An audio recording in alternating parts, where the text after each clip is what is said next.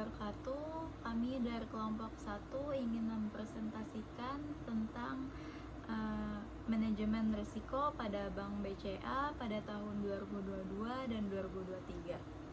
Perkenalkan, nama saya Dian Puspita. Halo, nama saya Resyatul Nikmat. Perkenalkan, nama saya Muhammad Alamsyah. Di pendahuluannya itu ada analisis. Ini berfokus pada penerapan dalam pilar manajemen risiko di PT Bank Sentral Asia Tbk atau BCA berdasarkan data publik laporan tahun 2022 dan laporan keuangan 2023. Pemilihan BCA didasarkan pada reputasinya sebagai bank pengelola risiko dan likuiditas yang sangat prudent di Indonesia. Lalu selanjutnya ada 8 pilar manajemen risiko. Yang pertama ada risiko kredit. Itu risiko kegagalan debitur memenuhi kewajiban. Lalu ada risiko pasar, risiko dari pergerakan variabel pasar, suku bunga, nilai tukar. Lalu yang ketiga ada risiko likuiditas, yaitu risiko kegagalan memenuhi kewajiban tunai yang jatuh tempo. Lalu yang keempat ada risiko operasional, yaitu risiko dari kegagalan proses internet, sistem, atau faktor eksternal. Lalu ada risiko kepatuhan, itu risiko akibat tidak memenuhi peraturan perundang-undangan. Lalu ada risiko hukum, risiko akibat kelemahan yuridis atau tuntutan hukum. Selanjutnya ada risiko reputasi, itu akibat persepsi negatif publik terhadap bank. Lalu yang terakhir ada risiko strategik, yaitu risiko akibat ketidaktepatan dalam pengambilan keputusan strategis. Lalu selanjutnya ada total kredit bruto pada tahun 2022 itu tercatat senilai 700,4 triliun. Lalu ada total kredit bruto 2023 itu tercatat di 771,1 triliun. NPL gross ratio tahun 2022 itu 2,0%, lalu NPL gross ratio di 2023 itu di 1,9%. Lalu selanjutnya ada risiko kredit atau NPL coverage ratio. Itu kita berada di BCA berada di 278,9% pada tahun 2023. Peningkatan ketahanan risiko rasio NPL coverage ratio naik secara signifikan dari 258,4% pada tahun 2022. Hal ini mencerminkan manajemen risiko yang sangat prudent dan konservatif dengan pencadangan yang lebih dan cukup untuk menutupi kredit bermasalah. Lalu di sini ada rumusnya, NPL coverage sama dengan cadangan kerugian penurunan nilai dibagi total kredit bermasalah dikali 100%. Yang kedua ada risiko pasar atau market risk. Definisinya itu risiko kerugian akibat volatilitas suku bunga global dan domestik serta nilai tukar. BCA mengukur dan mengendalikan risiko ini secara ketat. Salah satunya menggunakan metode value at risk untuk mengestimasi potensi kerugian. Lalu ada indikator kunci NIM. Indikator utama yang terdampak adalah net interest margin atau NIM.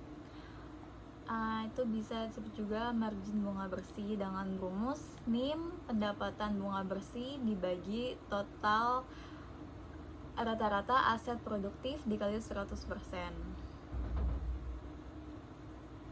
Lalu yang ketiga ada risiko likuiditas.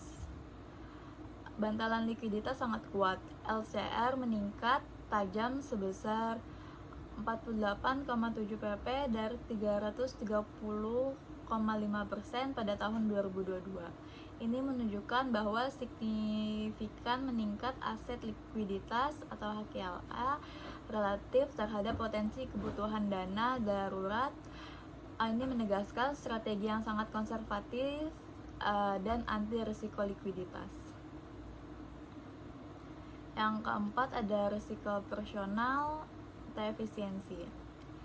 BOPO di tahun 2022 pada Bank BCA yaitu 50,76%. Pada 2023 itu di angka 49,93%. BOPO di tahun 2022 ke 2023 itu menurun, yang artinya efisiensi operasional BCA meningkat. Yang kelima ada resiko kepatuhan, yaitu ada 3 struktur lini pertahanan. Lini pertama unit bisnis, lini kedua unit kepatuhan, lini ketiga audit internal. Nah, resiko kepatuhan pada fokus utama pada periode 2022-2023 yaitu yang pertama anti pencucian uang, yaitu APU dan PPT, yang dimana peningkatan pengawasan wajib karena volume transaksi digital yang masif. Bank BCA merespon dengan penyempurnaan sistemnya. Yang kedua ada perlindungan konsumen, yaitu memastikan kepatuhan terhadap peraturan OJK terkait layanan keuangan digital dan perlindungan data nasabah. Yang ketiga ada adaptasi regulasi data, yaitu UU PDP, yang dimana fokus di 2023 bergeser pada adaptasi UU nomor 27 tahun 2022 tentang perlindungan data pribadi, penyesuaian proses konsen, penyimpanan dan penghapusan data. Yang keenam ada resiko hukum, yang dimana berfokus pada legal review, yaitu peninjauan hukum, pengetatan peninjauan pada setiap kontrak kredit, perjanjian bisnis, hingga klausul hukum untuk pelayanan digital baru dan smart contract. Yang kedua, edukasi internal, yaitu penguatan pelatihan SDM terutama terkait implikasi hukum dari kerahasiaan data dan kepatuhan terhadap UU PDP. Yang ketujuh ada resiko reputasi. Yang pertama ada kepercayaan global, yaitu dinobatkan sebagai bank paling terpercaya di dunia versi 2022 Newsweek pada tahun 2022. Yang kedua ada loyalitas pelanggan, yaitu NPS, berada di level teratas industri, mencerminkan loyalitas pelanggan yang sangat kuat.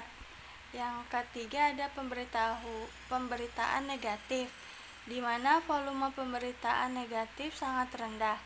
Manajemen komunikasi dan mitigasi masalah siber dinilai efektif. Yang kedelapan ada resiko strategi, yang dimana fokus eksekusi strategi.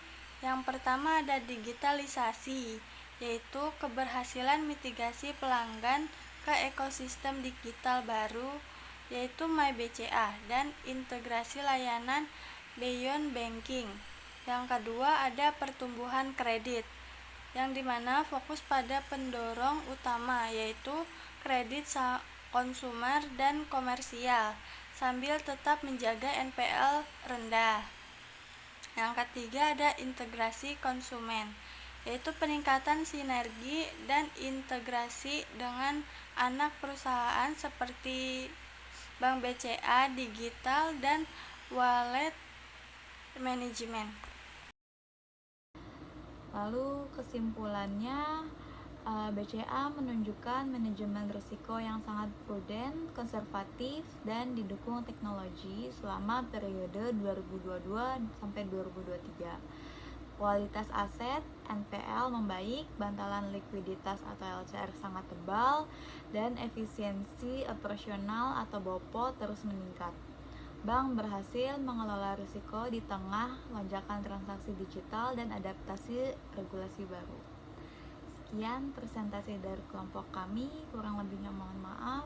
Wassalamualaikum warahmatullahi wabarakatuh.